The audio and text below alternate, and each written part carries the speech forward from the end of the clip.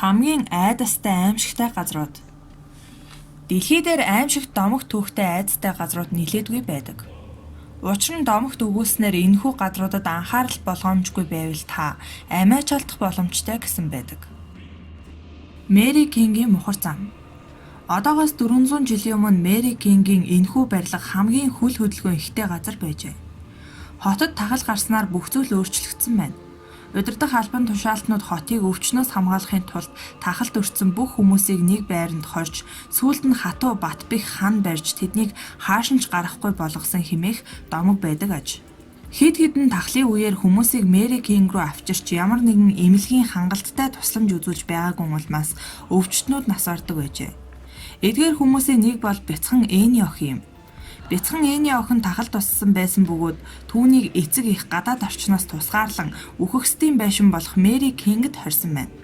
Гэхдээ энэ бүхэн домог бөгөөд ямар ч хан байгаагүй.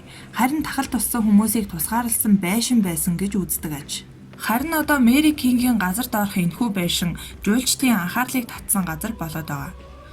Чулуу барилга руу хөтчгүүгээр явж болохгүй бөгөөд байн гарч хийдэнтэй явах хэрэгтэй. Мэри Кингийн энэхүү байшинд нас орсон хүмүүсийн сүнс одоо хүртэл байдаг бөгөөд зарим нэг хүмүүсийн хөлнөөс бяцхан Эни охины сүнс барьдаг гэсэн яриа байдаг аж. Хүүхэлдэйний арал. Энэ аимшигт арал руу Сочимилкогийн хоолоогоор дамжин завиар очиж болно. Энд ирснээр Чаки хүүхэлдээтэй аимшигын киног үзэх дуртай хүмүүст нилээд таалагдах аж. Мөчир бүр дээр олон тооны нүдгүй тасалсан хөл, гар толгойн хүүхэлдээнүүд дүүжлээстэй байдаг байна. Энэ бүхнийг Жулиан Барер хэмээх хөвгүүн зохион байгуулжээ. Учир нь энэхүү хоолойд нэгэн охин живж нас ороход тэрээр хүүхэлдэй олсон байна.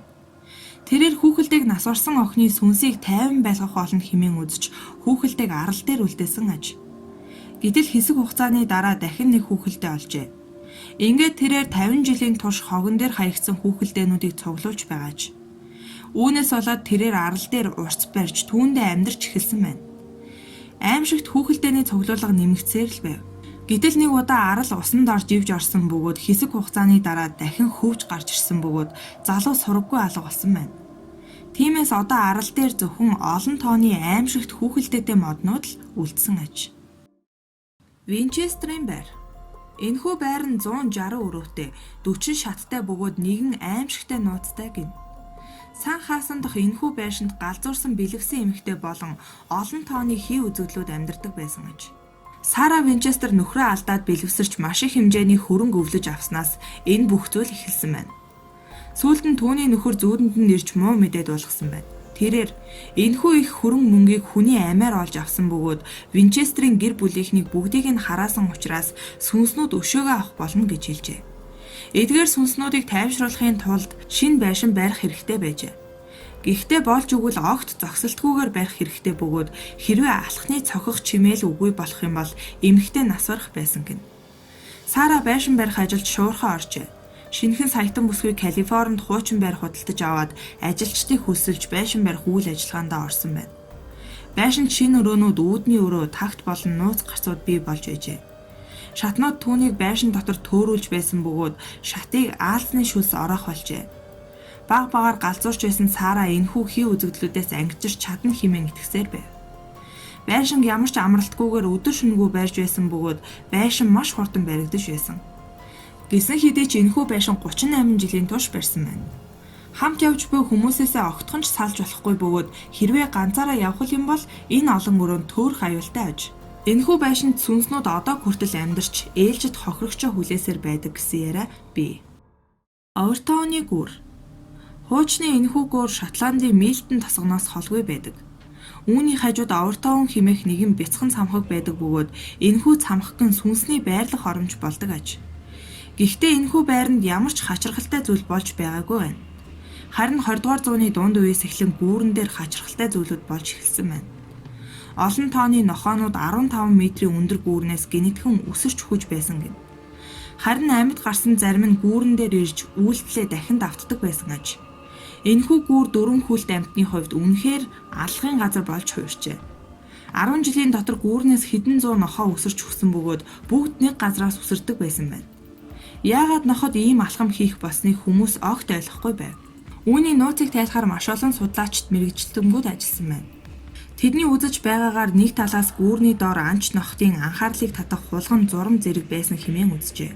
Харин нөгөө талаас гүүр үхсэн болон амьд хоёрын хоорондох зааг дээр оршдог учраас нохот хачирхалтай зүйлийг мэдэрснээр үүнийгээ сонирхох гэж яваад үхдэг байсан хэмээн хоёр таамаг дэвшүүлээд байгаа аж.